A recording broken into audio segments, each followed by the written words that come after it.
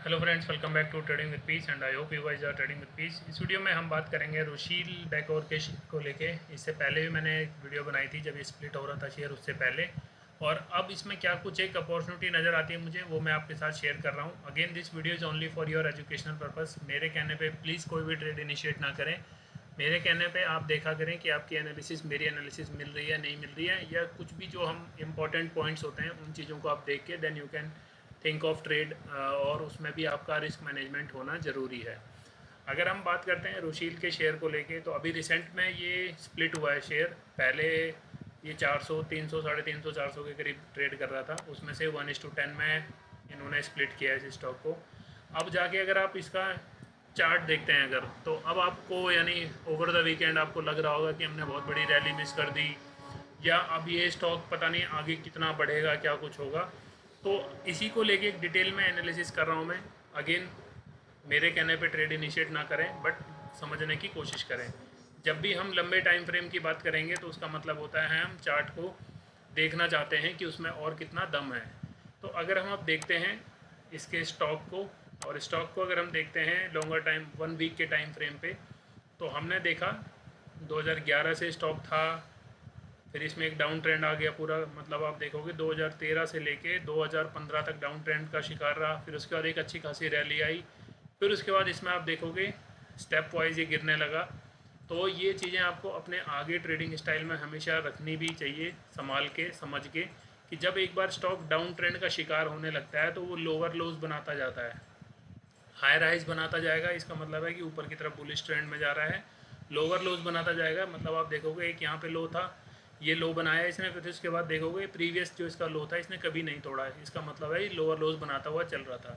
तो जो एक स्विंग था उसको ही तोड़ता हुआ नीचे आया, और 2019 से लेके आप देखोगे 2021 नवंबर, ऑलमोस्ट 2022 के करीब तक ये स्टॉक इसी रेंज में घूमता रहा। मतलब देखोगे आप 47 से लेके 28 के बीच में, तो कुछ खासा रिटर्न इसने दिया नहीं।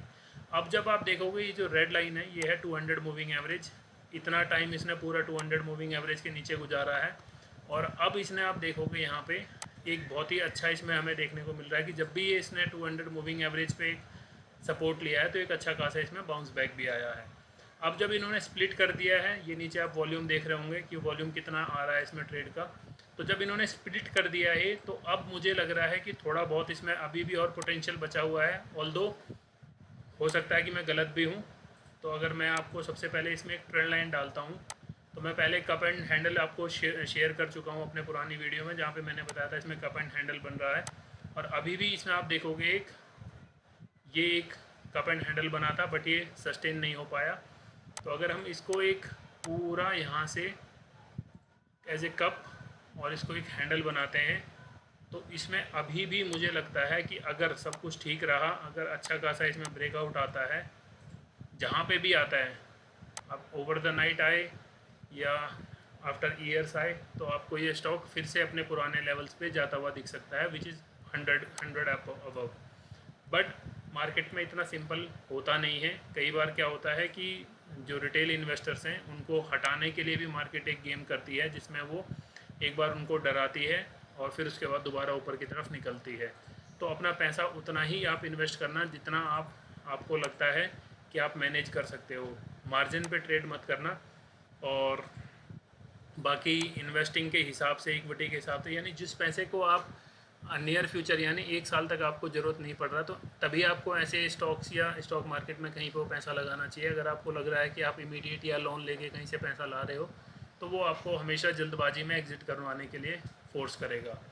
तो ये तो हो गया इसका, अगर आप देखोगे ट्रेंड लाइन के हिसाब से। अब मैं आपको बताता हूँ इसमें जो मुझे क्या लगता है। आप देखोगे ये वाली एक इम्पोर्टेंट रेंज थी, क्योंकि यहाँ से एक शार्प सेल आया था और ये स्टॉक कई दिन तक यहाँ पे रहा। फिर उसके बाद हमने देखा कि ये वाली जो रेंज थी, यहाँ पे से एक अच्छी खासी रैली आई थी। तो आप देखोगे जब ये यहाँ पे आया तो इसके हिसाब से भी इसने एक बाउंस बैक किया है। तो ये तो बात होगी हमारी बाउंस बैक को लेके। तो अब अगर हम मान के चलें ये वाली जो रेंज थी इसकी, ये इसने लास्ट वीक ही क्रॉस की है। तो हमने देखा पहले ये सपोर्ट, पहले इसने एज ए सपोर्ट का काम किया, बाद में इसने एज ए रेजिस्टेंस का काम किया। तो ये बहुत ही इंपॉर्टेंट लेवल था इसका 38 का, जहाँ पे इसने अच्छे से इसको ब्रेकआउट किया है। अब हम नेक्स्ट टाइम इसमें क्या करेंगे, हम देखेंगे कि ये स्टॉक अभी कितना अच्छा टाइम इसमें और स्पेंड करता है।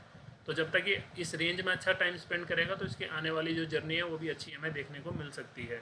अब जो दूसरी इसकी रेजिस्टेंस की हम अगर बात करते हैं तो वो रेजिस्टेंस मुझे लगता है इस रेंज में आना चाहिए, क्योंकि आप देखोगे यहाँ से एक बाउंस बैक भी आया था, और जब ये रेंज टूटी थी इसमें तो आप देखोगे स्टॉक ऑलमोस्ट 2019 से लेके 2024 तक इसी के नीचे रहा था। तो अभी ये इंपॉर्टेंट रेंज है इसकी, जो कि है 60 रुपये के करीब, और अगर ये यहाँ से ब्रेक हो जाता है तो हमारा कैप एंड हैंडल पैटर्न भी फॉर्म हो जाएगा कंप्लीट, और एक इम्पॉर्टेंट हडल जो है वो इसका क्रॉस होके हमें दूसरा इसका जो टारगेट है 100 अबव का यहाँ देखने को मिल सकता है। अगेन प्रोबेबिलिटी है, क्या कुछ होगा ये अभी मार्केट ही हमें डिसाइड करके बताएगी। तो इसको आपको बैक टेस्ट करने के लिए आप कंपनी का बिजनेस समझ सकते हैं, कंपनी के प्रॉफिट एंड लॉस समझ सकते हैं। तो ये कंपनी का P&L है फॉर 2013 टू 2024। TTM है इसका 43 करोड़ का।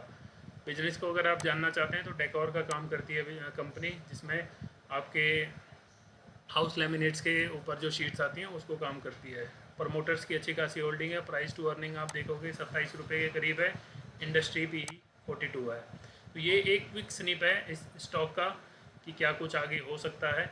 अगेन पैसा वही लगाना जिस पे आप होल्ड कर सकते हो, ऐसा नहीं कि आप कहीं से मार्जिन या उधार लेके पैसा लगाओगे तो आप प्रूव हो सकते हो रॉन्ग मार्केट में। थैंक यू सो मच, मिलते हैं नेक्स्ट वीडियो में। Bye bye.